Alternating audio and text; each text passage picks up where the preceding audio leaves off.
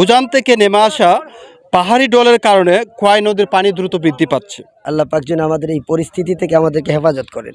খোয়াই নদীর পানি দ্রুত বাড়ছে, হবিগঞ্জে বন্যার আশঙ্কা। সারা দিনব্যাপী একটা আতঙ্কের মধ্যে কাটিয়েছে হবিগঞ্জ জেলাবাসী। ইতিমধ্যে আপনারা দেখতে পেরেছেন, আমরা ভিডিও প্রতিবেদনের মাধ্যমে তুলে ধরেছিলাম হবিগঞ্জ জেলার বানিয়াচুং 11 নং ইউনিয়নের রায়দর গ্রামের দিকে একটি বাঁধ ভেঙে পানি হাওরে নামছে। অপরদিকে হবিগঞ্জ সদর উপজেলার পূর্ব বাদই এলাকায় একটা আশঙ্কা দেখা দিয়েছে। নদীর বাঁধের মধ্যে মানুষ টেনশনে আছে এবং বাঁধে এসে ভিড় জমাচ্ছে, কখন কি হয়ে যায়। ইতিমধ্যে প্রশাসনের উদ্যোগে, হবিগঞ্জ পানি উন্নয়ন বোর্ডের উদ্যোগে কার্যক্রম হাতে নেওয়া হয়েছে এবং স্থানীয় নেতৃবৃন্দ যারা আছেন তারা তৎপর আছেন যে এলাকা বাঁধ নির্মাণে বা বাঁধ কিভাবে সংরক্ষণ করা যায় সেইভাবে কাজ করার। আমরা পানি উন্নয়ন বোর্ডের তথ্য অনুযায়ী বাল্লা সোনারঘাট পয়েন্টে পানি প্রায় বিপদসীমার উপরে আছে 220 সেন্টিমিটার। শাইস্তাগঞ্জ পয়েন্টে পানি 111 সেন্টিমিটার। হবিগঞ্জ মাসুলিয়া পয়েন্ট বা পূর্ব বাদুই যে এলাকায় বলা হচ্ছে 125 সেন্টিমিটার বিপদসীমার উপর দিয়ে প্রবাহিত হচ্ছে এবং আজমিগঞ্জ কালনি কুশিয়ারা নদীর পানি বিপদসীমার 25 সেন্টিমিটারের উপরে আছে। পানি উন্নয়ন বোর্ডের তথ্য অনুযায়ী আমরা গত 24 ঘন্টায় হবিগঞ্জ জেলায় 61.50 মিলিমিটার বৃষ্টিপাত রেকর্ড করা হয়েছে। তো আজকে সারাদিন বৃষ্টি না হলেও ঘুরি ঘুরি বৃষ্টি ছিল।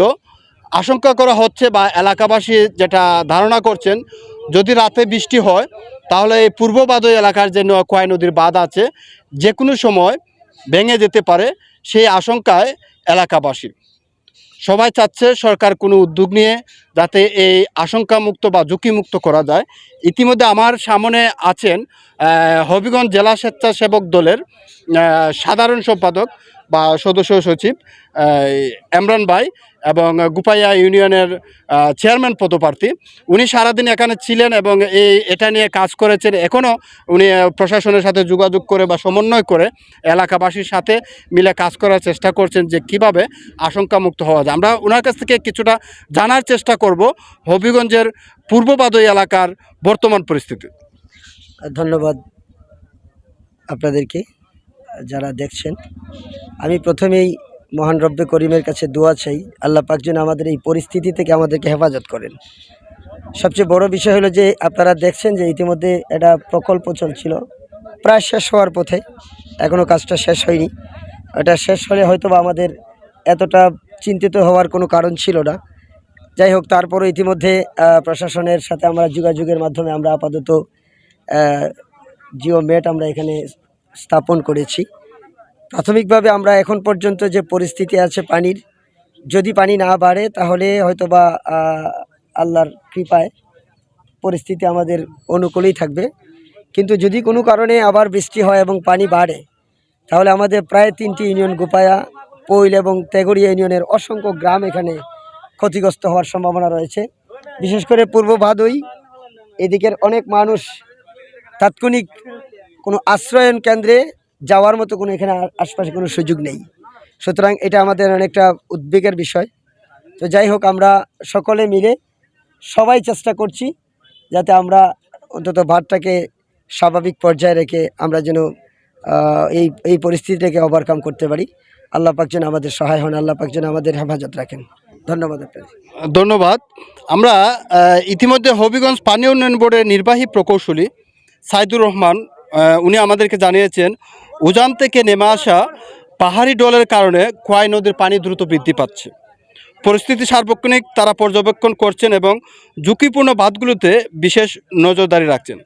প্রয়োজনীয় ব্যবস্থা গ্রহণে ওনারা সব ধরনের প্রস্তুতি নিয়েছেন এবং স্থানীয় এলাকাবাসীর সহযোগিতা কামনা করেছেন।